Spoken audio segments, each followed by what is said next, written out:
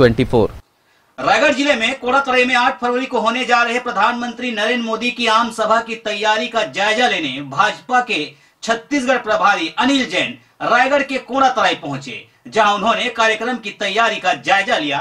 वहीं उन्होंने विधानसभा की करारी हार का जिक्र करते हुए लोकसभा चुनाव में जीत निश्चित होने की बात कही है। भारतीय जनता पार्टी के छत्तीसगढ़ प्रभारी अनिल जैन रायगढ़ के कोड़ातराई पहुंचे।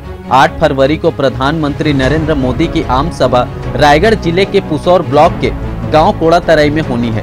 इस सभा के पूर्व अनिल जैन रायगढ़ पहुंचे, जहां पर उन्होंने कोड़ातराई में होने वाली सभा की तैयारियों का जायजा लिया। भारतीय जनता पार्टी की विधानसभा में करारी हार के बाद अब लोकसभा चुनाव के पूर्व प्रधानमंत्री नरेंद्र मोदी की आम सभा के बाद सकारात्मक नतीजे मिलने की उम्मीद से भारतीय जनता पार्टी के सभी कार्यकर्ता एवं पदाधिकारी कोड़ातराई स्थित सभा मैदान पहुंचे।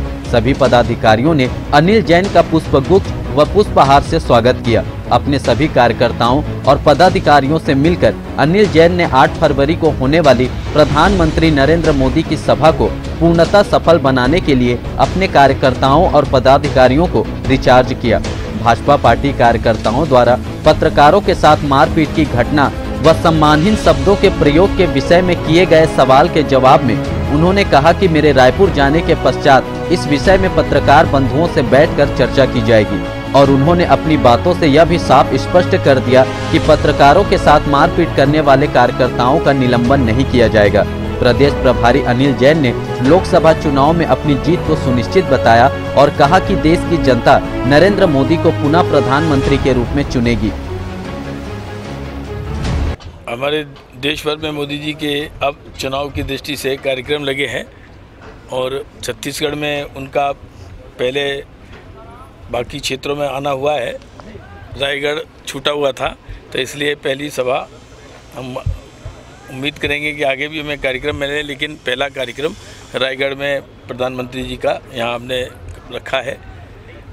मुख्य रूप से तो रायगढ़ लोकसभा और आसपास जांजगीर की लोकसभा की कुछ विधानसभाएं इनका कार्यक्रम रहेगा, लेकिन हमने पूरे देश भर में क्लस्टर की रचना की है जी। तो 141 क्लस्टर हैं देश में, उसमें से इस क्लस्टर में हमारी 5 लोकसभाएं हैं, बिलासपुर, जांजगीर, रायगढ़, सरगुजा और कोरबा।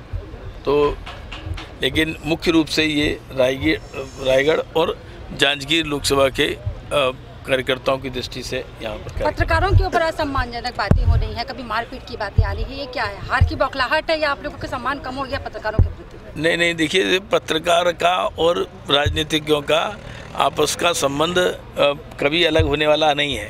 कहीं कोई गलतफहमी हुई है तो उसको बैठ के सुलझा लेंगे, सुलझाने की कोशिश भी की है और सुलझा भी है। कार्यकर्ताओं को निष्कासित करने की बात रही नहीं, देखिए, ये पत्रकार ना तो पत्रकार नौकरी से निकाले जाते हैं ना कार्यकर्ता निष्कासित किए जाते हैं।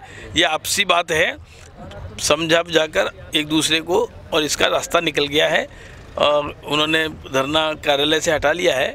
लेकिन और मैं जाऊँगा अभी कल, आज रात को, तो बात करेंगे और आपसी समझबूझ से इसका निराकरण हो जाएगा। जन साहब, अंतागढ़ मामले में जो देर रात कार्रवाई हुई है, किस नज़र से देखती है भाजपा? क्योंकि कहीं ना कहीं लगता है ये निहायत ही बदले की भावना से इस प्रदेश में जिस प्रकार से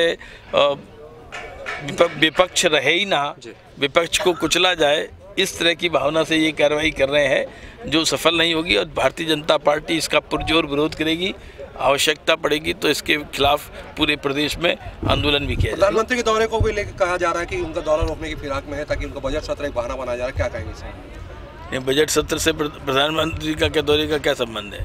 कौन रोकेगा? भूपेश बघेल जी ने कहा है कि ऐसे समय ना आए प्रधानमंत्री जी, ज्यादा उनके कहने से तय करेंगे प्रधानमंत्री कब आएंगे। भूपेश बघेल कौन होते हैं तय करने वाले? भूपेश बघेल के हिसाब इच्छा से थोड़ी ना प्रधानमंत्री आएंगे। लारा एनटीपीसी लारा को राष्ट्र को समर्पित करने आ रहे हैं पीएम साहब। उन्हीं गाँव में के जो ग्रामीण है प्रभावित, उनके पास अभी भी दिक्कत आ रही है, उनको नौकरी नहीं मिली है, इस बारे में क्या? देखिए, ये अभी राज्य सरकार से और एनटीपीसी के अधिकारियों से मिलकर इसकी समस्या का निदान बहुत हद तक हुआ है। कुछ रह गया है तो उसका निराकरण किया जाएगा। लोकसभा में तस्वीर बदलेगी जिस तरह से विधानसभा में थोड़ी सी 100% बदलेगी। लोकसभा में ये चुनाव प्रधानमंत्री चुनने का चुनाव है। एक तरफ नरेंद्र मोदी, दूसरी तरफ कोई नेता ही नहीं है, पता ही नहीं है। एक तरफ मजबूत नेता, दूसरी तरफ मजबूर सरकार बनाने की फिराक में है। एक तरफ देश में करप्शन हटाने की बात है, ये करप्ट लोगों को बचाने के लिए लड़ रहे हैं। आज जैसा कि पश्चिम बंगाल में हुआ है, ममता बनर्जी ने जिस प्रकार का ये वितंडावाद खड़ा किया है, देश के फेडरल स्ट्रक्चर पर चोट पहुंचाने की कोशिश की है। अगर एक संस्था दूसरी संस्था अगर प्रदेशों में नहीं जाएंगी, केंद्रीय संस्थाएं, तो ये फेडरल स्ट्रक्चर नहीं बचेगा। और इसका निर्लज्जता के साथ बाकी दल समर्थन कर रहे हैं ऐसी कार्रवाई का। वो चाहते हैं कि कोई बड़ी कार्रवाई उन पर हो जाए और वो शहीद हो जाए, ये इस फिराक में है। सुप्रीम कोर्ट में भी मामला गया है और इलेक्शन कमीशन के संज्ञान में भी गया है, उस पर ये देखते हैं क्या कार्रवाई होती है। लेकिन ये ना इनका भरोसा सुप्रीम कोर्ट की तरफ है, ना इनका भरोसा चुनाव आयोग में है, ना इनका भरोसा संसद में है। ये देश की मान्यता प्राप्त संवैधानिक संस्थाओं को मानना नहीं चाहते, सीबीआई को नहीं मानना चाहते। ये जो कहें, जो इनको मौका दे दे तो ठीक है, जीत गए तो ईवीएम ठीक है, नहीं तो ईवीएम खराब है, इलेक्शन करेंगे। 3 स्टेट में भाजपा हारी है, इसको लेकर किस प्रकार सबक ले रही भाजपा के आने वाले लोकसभा में फिर से जीत हो? देखिए, भाजपा की हर हालत में पिछले बार से ज़्यादा सीट बनने वाली है और हारी केवल मैं मानता हूँ छत्तीसगढ़ में है। मध्य प्रदेश में भारतीय जनता पार्टी हारी नहीं है। भारतीय जनता पार्टी का मत प्रतिशत कांग्रेस से ज़्यादा है और सीट ज़रूर हमारी कम हुई है गणित में, लेकिन हारी नहीं है। ऐसे ही राजस्थान में भारतीय जनता पार्टी कुल मिलाकर 0.5% वोट कम है। तो ये हार नहीं होती है, ये तो लड़ाई हुई है। लेकिन हाँ, हम ये मानते हैं कि हमारी हार छत्तीसगढ़ में हुई है। हम और इसके परिमार्जन के लिए इस आने वाले लोकसभा चुनाव में हम 10 की 11 में से जो 10 हमारी लोकसभा थी, हम उस टैली को फिर से प्राप्त करें, इसके लिए जी जान लगाएंगे। कार्यकर्ताओं में भरोसा है और कार्यकर्ता उठ खड़ा होगा। जनता चाहती है कि नरेंद्र भाई मोदी जी ने जिस प्रकार का शासन दिया है आज़ादी के बाद, देश का सम्मान आज दुनिया में सर्वाधिक है।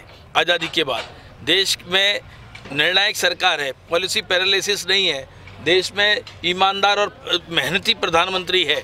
इस प्रकार के प्रधानमंत्री को पाकर देश की जनता 125 करोड़ भारतवासी सुखी हैं और सुखी रहना चाहते हैं। इसलिए फिर से नरेंद्र भाई मोदी को चुन के लाए। घोषणा पत्र के लिए जो रथ निकलने वाला, कितना फायदा मिल पाएगा इसका?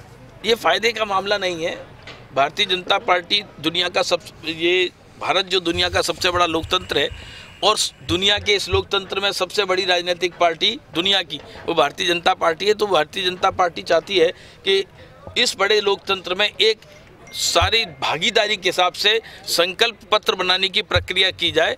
तो लोगों की जो इच्छा होगी, लोग अपने सुझाव देंगे, कितने हम एकोमोडेट कर पाएंगे वो माननीय राजनाथ जी की जो समिति है वो तय करेगी। लेकिन ये प्रक्रिया भागीदारी की है, जन भागीदारी से संकल्प पत्र बनाया जाए। और दुनिया में ऐसी कोई मिसाल नहीं है, ये दुनिया में मिसाल खड़ी करने का काम भारतीय जनता पार्टी कर रही है। रायगढ़ से सुरजीत कौर की रिपोर्ट।